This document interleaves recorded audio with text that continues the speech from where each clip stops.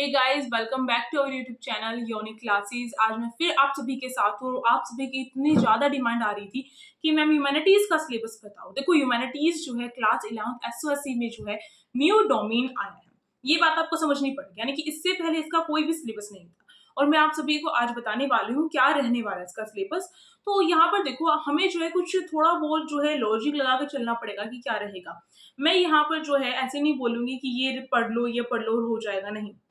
देखो, सबसे पहली बात, ह्यूमैनिटीज़ अगर आपको कवर करनी है तो जैसे क्लास 9th का मैं अगर सिलेबस देखती हूँ, तो एसओएससी का जो क्लास 9th का सिलेबस है उसके अकॉर्डिंग थोड़ा-सा पैटर्न समझ में आ रहा है। और क्लास 11th के जो स्टेम है उसमें क्या-क्या चीज़ें इंक्लूड की गई है, अगर उनको देखें तो उसके अकॉर्डिंग आपको जो है ह्यूमैनिटीज़ का जो सिलेबस है वो करना पड़ेगा। यानी कि रीज़निंग आपकी मेन है, रीज़निंग करो। रीज़निंग का सिलेबस सबका सेम होता है, पहली बात। दूसरी बात आपको ध्यान रखनी है, ह्यूमैनिटीज़ में आपकी क्लास 10th की जो एनसीईआरटी आपको अच्छी तरीके से कवर होनी चाहिए।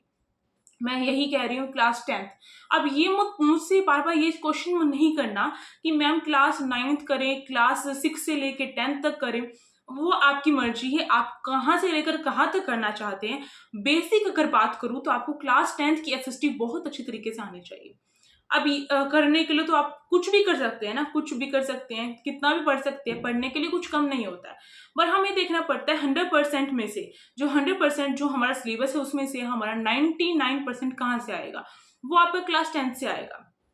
ठीक है, और क्या सिलेबस रहेगा वो तो हमें एसओएससी से पता चलेगा।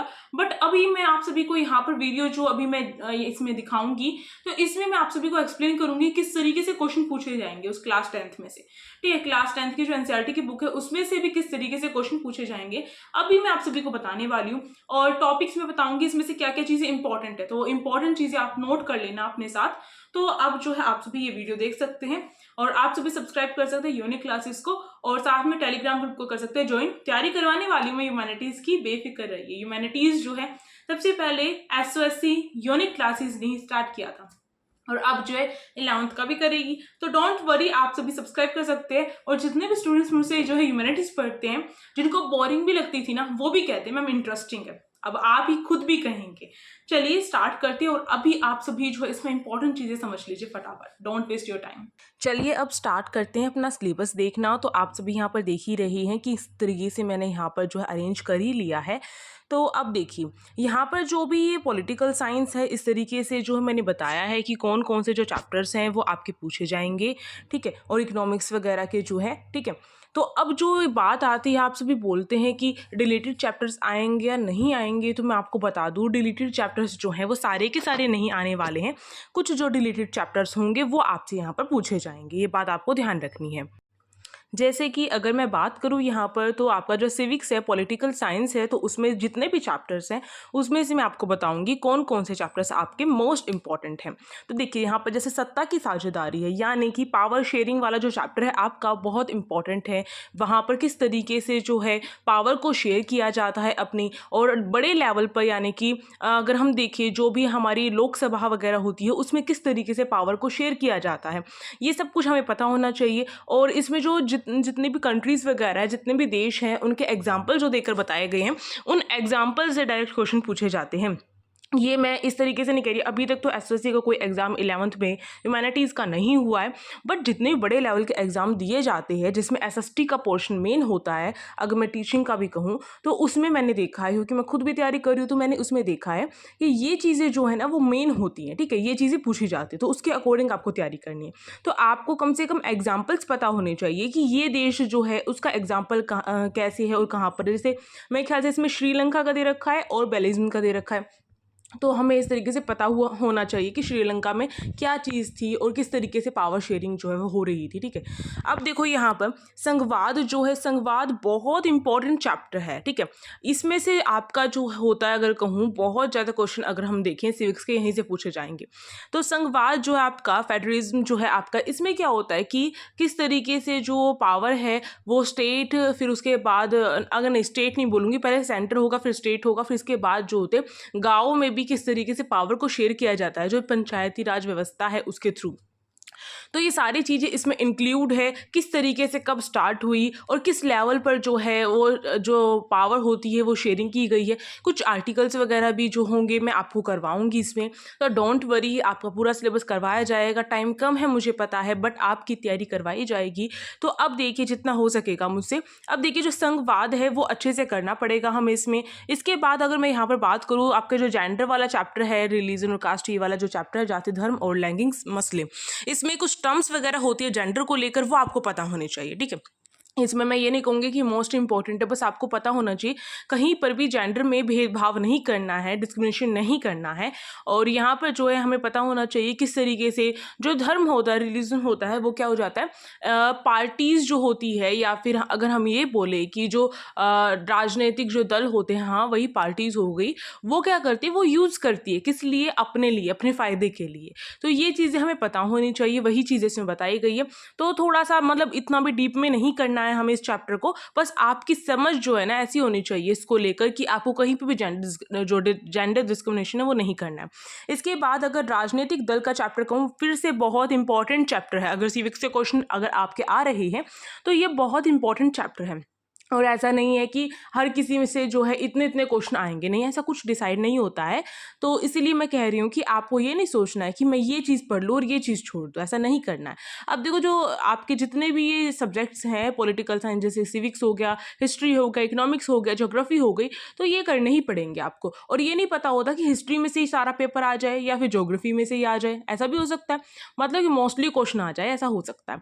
अब देखो यहाँ पर जो आपकी पॉलिटिकल पार्टीज़ है, इसमें आपको पता होना चाहिए नेशनल पार्टी बनने के लिए क्या रूल्स हैं, ठीक है, और कौन कौन सी शर्तें हैं वो आपको पता होना चाहिए। इसके साथ अगर मैं बात करूँ तो जो पॉलिटिकल पार्टीज़ बनने के लिए, और इसके साथ साथ जो पॉलिटिकल पार्टीज़ कितने टाइप्स की होती है, एक पार्टी बनने के लिए उसके अंदर कौन कौन होना चाहिए, जैसे कि एक नेता होना चाहिए, इस तरीके से बताया गया ना आपके जो चैप्टर्स है उसमें, तो वो आपको पता होना चाहिए अच्छी तरीके से। तो और अभी फ़िलहाल कितनी नेशनल पार्टीज़ है ये भी पता होना चाहिए। किसी को पता है तो मुझे कमेंट बॉक्स में बताओ अभी फ़िलहाल जो है टोटल जो नेशनल पार्टीज़ हैं वो कितनी हैं, क्योंकि अब चेंज हुआ है उसमें आपको पता होना चाहिए।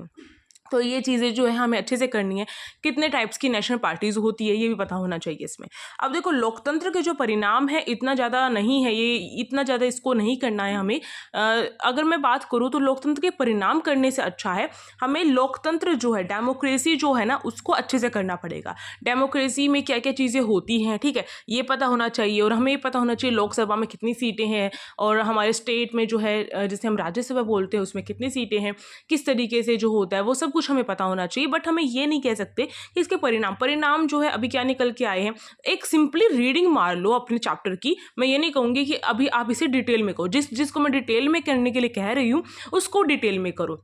और जो बाकी चैप्टर्स हैं उनकी सिंपली रीडिंग मार लो। अगर कहीं से भी क्वेश्चन आ भी गया तो आपके एक मतलब गो थ्रू तो हो रखे होगे ना उससे, इतना होना चाहिए बस। अब चलिए नेक्स्ट वाला, मतलब कि नेक्स्ट जो है ना, ये मेरे पास बुक है इसकी एनसीईआरटी की। ये पुरानी बुक है मेरे पास, मुझे नहीं पता आपकी अभी बुक में ये इंडेक्स में एज इट इज़ है या नहीं है, मुझे नहीं पता। पहले इस तरीके से सारे के सारे चैप्टर्स हुआ करते थे। अगर अभी भी हैं तो मुझे बता दो, ज़्यादा पुरानी नहीं है मेरी, अभी मैंने रिसेंट में ही कहीं से ली थी किसी से, बच्चे से। बट जो ये पुरानी है, आपसे पुरानी है आपकी बुक से। तो ये जो बुक है इसमें जो है इतने चैप्टर्स दे रखे हैं, उसके अकॉर्डिंग जो है इन्होंने जो चीज़ें कट कर दी है ना, वो मैं आपको बताना चाहती हूँ कि उसमें से भी हो सकता है कि आपके आ जाए क्वेश्चन। क्योंकि जो एग्ज़ाम्स होते हैं उसमें ये नहीं देखा जाता कि कौन से चैप्टर्स कट हुए हैं। उनका मतलब ये है कि बच्चे को सब कुछ आना चाहिए। वो ये नहीं देखते कि कितने चैप्टर्स पढ़ के गया था बच्चा और कितने नहीं करके गया था। अब देखो यहाँ पर जैसे कि ये तो एज इट इज़ वही चैप्टर्स हो गए।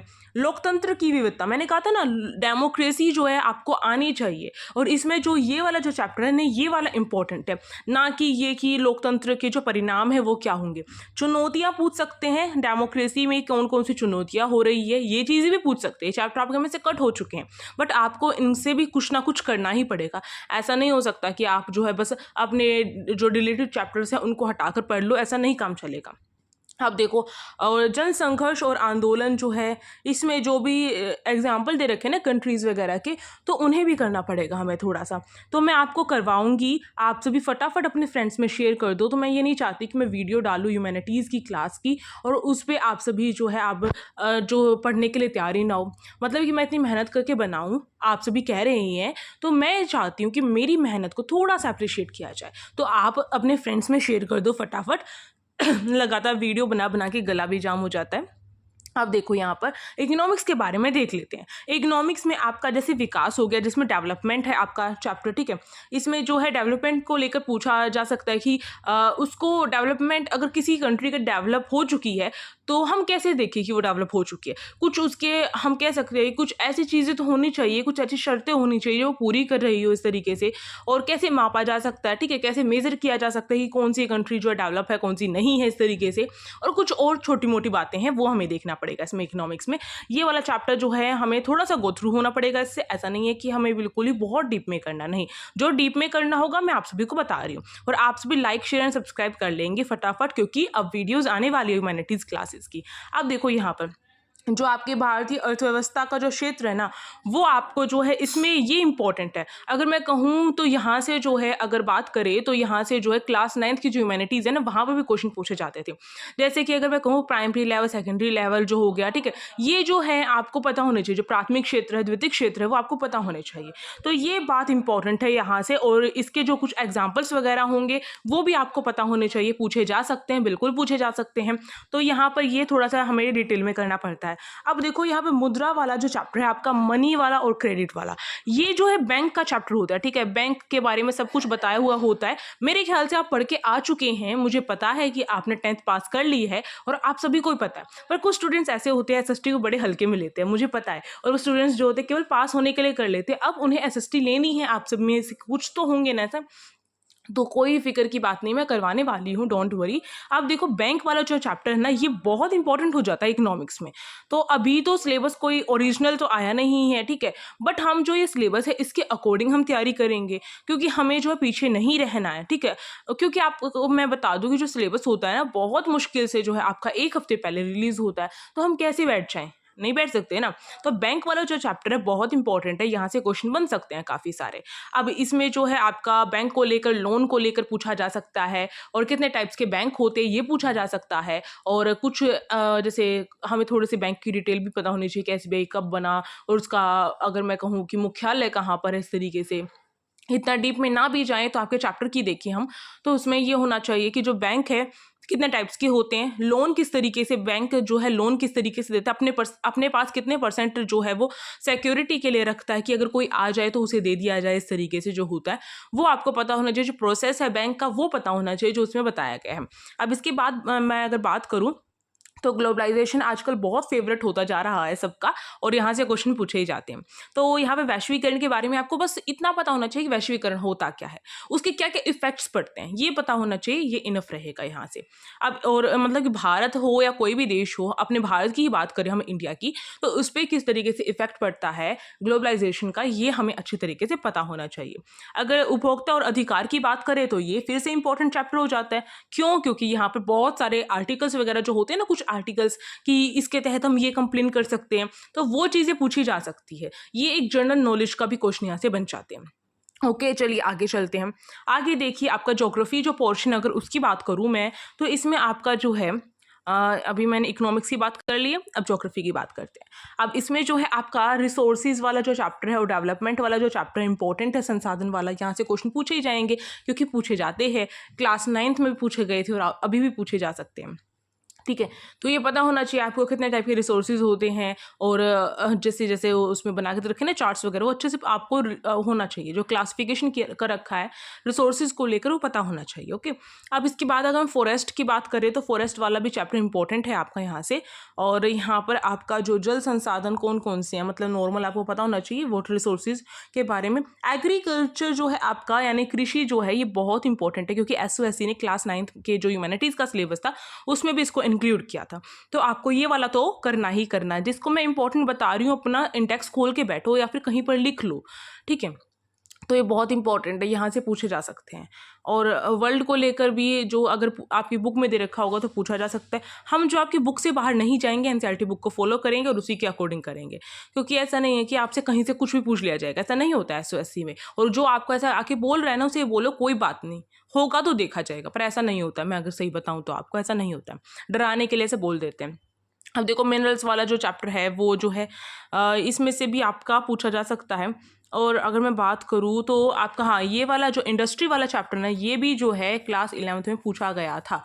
ओके, उनके में भी चैप्टर था ये ज्योग्राफी में, तो इसलिए उनका पूछा गया था। अब आपके में है तो आपसे भी पूछा जा सकता है, तो यहाँ से भी करना है हमें। और जो बाकी चैप्टर हैं उनसे गो थ्रू होना है बस नॉर्मली हमें, बस जो इंपॉर्टेंट है ना उसे देखेंगे पहले हम, क्योंकि हम इतने कम टाइम में सबसे पहले इंपॉर्टेंट चीज़ों को ही देखेंगे। आगे की बात करूँ तो आपका हिस्ट्री है। हिस्ट्री में जैसे यूरोप में राष्ट्रवाद हो गया, ठीक है, यानी कि जो यूरोप में किस तरीके से नेशनलिज्म हुआ था वो हमें अच्छे तरीके से पता होना चाहिए। जर्मन हो गया, इसके अंदर जर्मन कहा जाता है।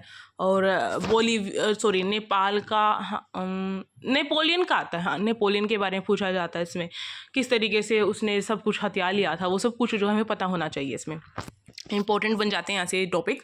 और फिर अगर मैं भारत में राष्ट्रवाद की बात करूँ तो यहाँ पर आपके जितने मूवमेंट्स हैं वो आ जाते हैं। और कोई भी ऐसा एग्ज़ाम नहीं हुआ है, चाहे आप गवर्नमेंट एग्ज़ाम के कितने भी देख लो, उसमें जीके का जो पोर्शन होता है ना वो यहाँ से क्वेश्चन पूछता है। तो ये बहुत इंपॉर्टेंट है, बहुत ज़्यादा इंपॉर्टेंट है। ये वाला जो चैप्टर है आपका बहुत ज़्यादा इंपॉर्टेंट है, ठीक है। और इसके बाद अगर मैं बात करूँ तो आपका जो है यहाँ पर जो ग्लोबल वर्ल्ड है उसमें ये वाला जो चैप्टर है इतना नहीं है, इतना इंपॉर्टेंट, क्योंकि ज्योग्राफी में ऑलरेडी ये कवर हो चुका होगा। तो अगर मैं बात करूँ तो ये वाला सेकंड वाला चैप्टर आपका इंपॉर्टेंट है, बहुत इंपॉर्टेंट है। सेकंड वाला, फर्स्ट वाला इंपॉर्टेंट है आपका यहाँ से। और फिर आपका जो है ये वाला, हाँ, फोर्थ वाला इंपॉर्टेंट हो जाएगा फिर आपका यहाँ से चैप्टर।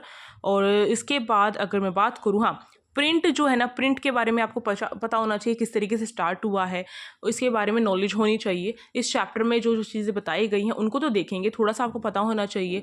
पहला छापा खाना जैसे हिंदी में बोलते हैं तो वो कहाँ पर ओपन हुआ था ये पता होना चाहिए हमें इस तरीके से, और वो गुटेनबर्ग में हुआ था। तो ये चीज़ें हमें पता होनी चाहिए इस तरीके से। अब ये जो बुक है फिर से वही ओल्ड बुक है। ओल्ड बुक ऐसी नहीं है कि बहुत पुरानी बुक है, नहीं, कुछ ही टाइम पहले की बुक है ये। तो इसमें कुछ और चैप्टर दे रखे थे, उसे मैं दिखा देती हूँ। तो उसमें से आपका जो है यही चीज़ें इंपॉर्टेंट है। इसमें से जो है आपका, अगर मैं बात करूँ तो फिफ्थ ये उद्योग वाला दे रखा है। उद्योग वाला जो है ये भी, इंडस्ट्री वाला जो है ये हमें थोड़ा सा पता होना चाहिए कि किस तरीके से जो इंडस्ट्री जो है वो स्टार्ट हुई है और थोड़ा सा क्या इफेक्ट पड़ा है, इस तरीके से पता होना चाहिए। तो सबसे इंपॉर्टेंट की बात करूँ तो मैंने आपको बता ही दिया है कि आपका जो सेकंड चैप्टर है बहुत इंपॉर्टेंट है, बहुत ज़्यादा इंपॉर्टेंट है। ओके, फर्स्ट चैप्टर है बहुत इंपॉर्टेंट है, बहुत ज़्यादा इंपॉर्टेंट है, ठीक है। ये चीज़ें मैंने आपको बता ही दी है, क्या चीज़ इंपॉर्टेंट क्या चीज़ इंपॉर्टेंट नहीं है। अब आप पर डिपेंड करता है आप किस तरीके से तैयारी करते हैं। अब जो है हम मिलेंगे नेक्स्ट जो भी क्लास होगी उसमें मिलेंगे। तब तक के लिए आप सभी सब्सक्राइब करके रख लीजिए यूनिक क्लासेस को, टेलीग्राम ग्रुप को कर लीजिए ज्वाइन, और इसके साथ साथ क्या करेंगे आप सभी, इस वीडियो को कर देंगे लाइक, शेयर, और अपने जो कमेंट जो भी करके आपको बतानी है कि आपके लिए हेल्पफुल रही या नहीं रही है तो मुझे बताइएगा, मुझे अच्छा लगेगा जानकर। Thank you for watching this video.